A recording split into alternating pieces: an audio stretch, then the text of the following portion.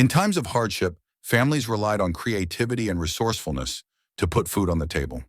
These 25 poor man's meals aren't just recipes, they're stories of survival, passed down through generations who knew how to stretch the simplest ingredients into something filling and meaningful. In this video, we will explore the meals that fed America during its toughest days, from the Great Depression to wartime rationing. Potato soup. The potato, cheap, filling, and easy to grow, helped many families avoid hunger. Potato soup turned a few spuds into a meal using water, salt, and, if possible, an onion or a splash of milk. The recipe adapted to what was on hand: bacon grease for butter, wild onions from the woods, or flour to thicken when milk was scarce. Families with cows added cream for special days. Others relied on the potato's starch for creaminess. In Irish immigrant homes, the soup echoed memories of famine. Even today, it remains a go-to when money is tight or comfort is needed. A simple dish that once saved lives. Corn cob jelly. Even after the kernels were eaten, corn cobs still held flavor. Resourceful families boiled them to make a sweet liquid, then added sugar and pectin to create a pale, honey-colored jelly. Its taste was lightly corn-like with floral hints, similar to honey. Spread on biscuits or cornbread, it offered sweetness when sugar was scarce, especially during World War II rationing. This method, used long before modern food systems, appears in old handwritten cookbooks, some noting which corn gave the best flavor. Today, it's seen in foraging guides as artisanal, though its origins lie in true necessity. Garbage soup. Despite its name, garbage soup was a symbol of ingenuity. Nothing edible was wasted. Vegetable peels, meat bones, wilted greens, and aging root vegetables all went into a pot with water, salt, and pepper. The soup simmered on the back of the stove, with new scraps added daily. Potato water, pasta water, and canned veggie juice enriched the broth. Each night's meal tasted slightly different. Some cooks strained it for clarity, and a handful of rice or barley made it heartier. One Depression-era cookbook called it perpetual soup, a softer term for survival in a bowl. Vinegar pie. When fruit was too costly or out of season, vinegar replaced the tartness usually provided by lemons or apples. This simple dessert combined vinegar, sugar, eggs, butter, and spices to create a sweet tart filling in a basic crust. The vinegar reacted with baking soda for a light texture, while cinnamon and nutmeg masked the sharpness. Sugar gave it a lemon-like brightness. At church socials, these golden pies sat beside traditional fruit ones, offering a dignified treat when money was tight. Often called mock lemon pie in family cookbooks, the name softened the idea of eating vinegar. Egg drop soup. When hens laid fewer eggs in winter, each one became valuable. Egg drop soup stretched a single egg into a meal for four by slowly pouring it into hot broth, forming delicate ribbons. The broth came from whatever was available: simmered chicken scraps or even bouillon cubes. A few green onions added color and nutrients if the garden allowed. Brought by Chinese immigrants, the method fit perfectly with Depression-era frugality. This simple mix of hot broth and egg created a protein-rich meal with minimal ingredients, and the elegant look made children feel they'd eaten something special. Cream-chipped beef on toast. Cream-chipped beef on toast was known in the military as SOS, or on a shingle. At home, mothers served it to hungry kids. No nickname needed. Thin slices of dried beef in white sauce poured over toast made a cheap, filling meal. During the Depression and World Wars, dried beef didn't need refrigeration and could feed many. The recipe was simple. Melt butter, stir in flour, slowly add milk until thick, then mix in the beef. The salty meat flavored the whole dish, and the creamy sauce made a few slices stretch. It was often served over stale toast to save money. Grandmothers rinsed the beef first to cut the salt, a habit born from health concerns. It may taste salty to modern eaters, but in tough times, salt meant preserved protein. Pea soup with dumplings. Pea soup with dumplings was a winter staple when cupboards held little more than dried peas. The peas simmered for hours with an onion, and a ham bone if one was lucky, until they turned into a thick green stew. Dumplings made it hearty. Simple balls of flour, salt, and water dropped into the pot, soaking up the flavor as they cooked. Kids would count them to ensure everyone got a fair share. Among Scandinavian immigrants in the Midwest, it became a Thursday tradition. The dumplings helped stretch the soup when meat was scarce, turning a humble pot into a warm, filling meal. Onion sandwich. Few meals reflect hardship more clearly than the onion sandwich. Just 2 slices of bread, a thick slice of raw onion, salt, pepper, and maybe a smear of butter or lard if available. Some kids added sugar to soften the bite, creating a poor man's version of caramelized onion. Onions offered vitamins when fresh produce was rare. In Appalachian coal towns, miners took these sandwiches underground, unwrapping them during long shifts. The strong smell kept others from stealing them, and many believed onions helped fight coal dust in the lungs. From necessity came a simple but meaningful meal: water pie. Few desserts show more creativity during hard times than water pie. This Depression-era treat began with an empty crust filled with water, sugar, flour, butter, and vanilla. Baking turned it into a smooth, custard-like filling. Families saved sugar for special moments, and water pie stretched those rations into a dessert that felt indulgent. Its vanilla aroma made something from nearly nothing. At church dinners, it sat beside pricier fruit pies. No one said who brought it, sparing shame but ensuring every child had dessert.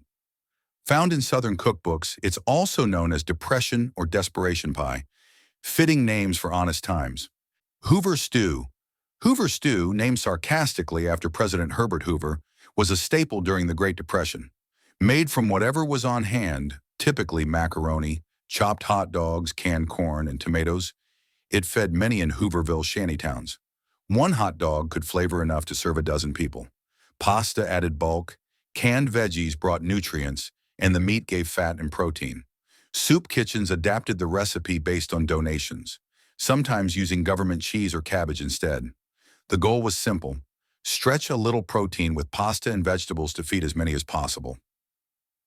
Bread pudding. During hard times, nothing was wasted, not even stale bread. Bread pudding gave old loaves new life, with cubes soaked in milk, eggs, sugar, and cinnamon, then baked until golden. If raisins were on hand, they added sweetness. Bakeries sold day-old bread cheap, and resourceful homemakers turned it into a dessert that felt special. The recipe adapted to what was available, sometimes using water instead of milk or stretching eggs with flour. Today, upscale restaurants serve it with whiskey sauce, but grandmothers remember it as a humble treat made from scraps, one that kids came to love. Ham hocks and beans. While the wealthy ate ham steaks, the poor made do with ham hocks, the joint near the pig's foot. Though bony, they were rich in flavor and perfect for stretching meals. Soaked dried beans simmered for hours with a ham hock until the meat softened and the beans soaked up the smoky taste. Served with cornbread, it became a Southern staple. Farm families who raised their own pigs used every part out of necessity, smoking hocks to last through winter.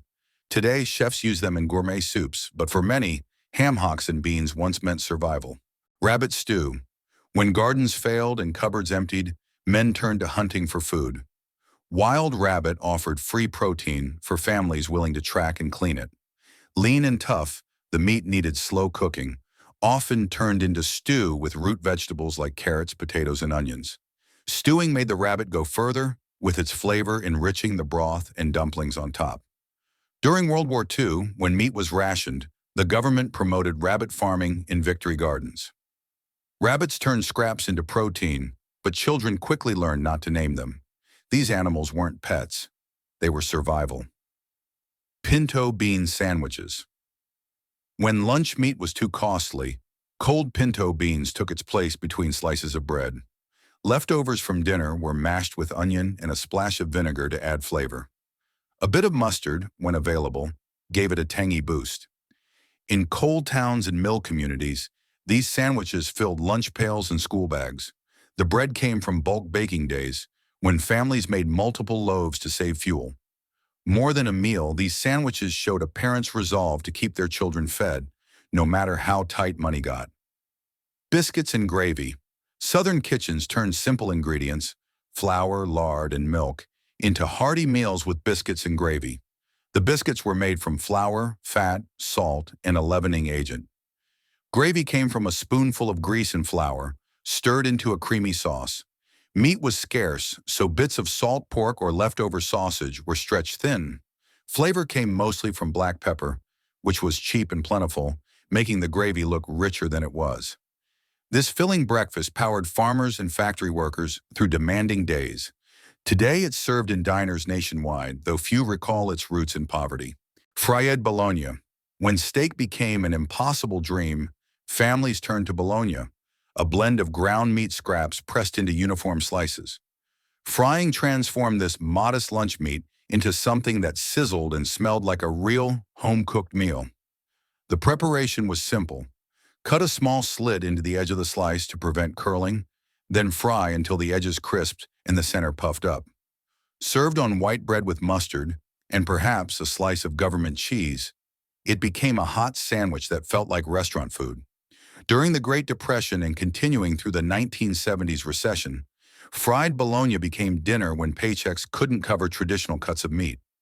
Children often preferred it over healthier options, never realizing their parents served it out of necessity rather than choice. The iconic bologna bubble that formed while cooking delighted young eaters, who poked it with forks before taking their first bites. Ham bone beans. Nothing demonstrated household thrift more clearly than the journey of a holiday ham through the meals that followed. After Sunday's celebration and Monday's sandwiches, the bone, still holding bits of meat, transformed plain beans into smoky, flavorful dishes. Navy beans or Great Northern beans were soaked overnight, then simmered all day with the ham bone, an onion, and perhaps a bay leaf if the spice drawer allowed such a luxury. The long, slow cooking drew out every bit of flavor from the bone while softening the beans to creamy perfection. These beans improved with time, growing thicker and richer over the next few days. Served with cornbread or spooned over rice, they delivered complete protein through the pairing of legumes and a small amount of meat. The recipe appears in cookbooks under the plain title, Makeshift Beans, or more poetically, Day After Bounty. Tomato gravy.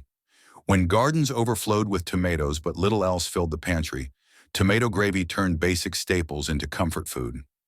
Bacon grease or butter formed the base, flour provided the thickening, and fresh garden tomatoes added both liquid and a tangy brightness.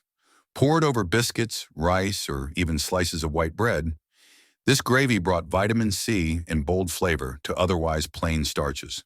The recipe shifted with the seasons.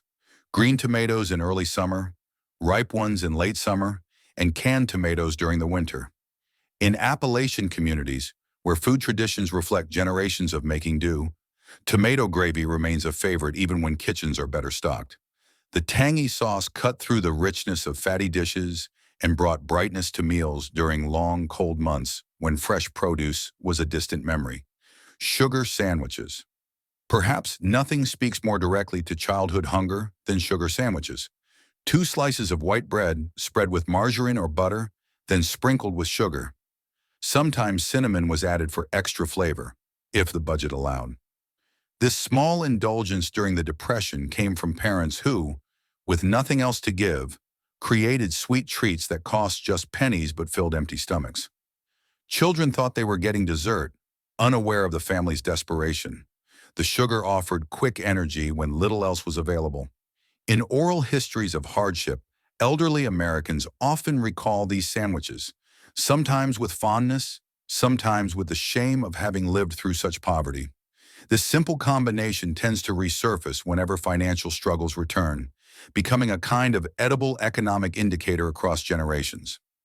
Potato peel soup, the ultimate example of waste not, want not cooking. Potato peel soup transformed what most would throw away into a real meal. Thick potato peels, scrubbed clean before being removed, were simmered with onion and salt until they released their starch into the water.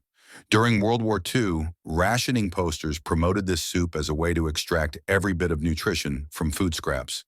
The resulting broth, sometimes thickened with a spoonful of flour, retained vitamins that would otherwise be discarded. Occasionally, a splash of milk was added for protein and calcium. Cookbooks from many countries feature versions of this soup, each shaped by local hardship. German recipes from post-war years, Irish collections from famine times, and American pamphlets from Depression-era extension offices. The humble potato peel became a symbol of shared human resilience, uniting generations and cultures through hunger and resourcefulness. Bread soup.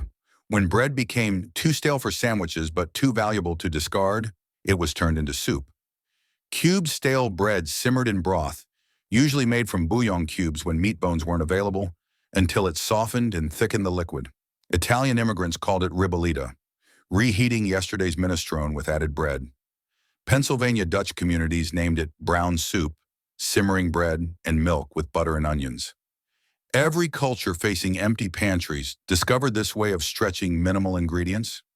An egg beaten into the hot liquid just before serving added protein and creamy richness when eggs were available. More often, the soup relied on the bread itself for substance, with perhaps an onion or carrot added for flavor. The result tasted far better than its humble ingredients suggested, a testament to human creativity in the face of scarcity. Mock apple pie. Mock apple pie was the ultimate food illusion, containing no apples at all. Instead, Ritz or soda crackers were simmered in sugar syrup with cream of tartar and lemon essence to create a filling that mimicked the taste and texture of apples.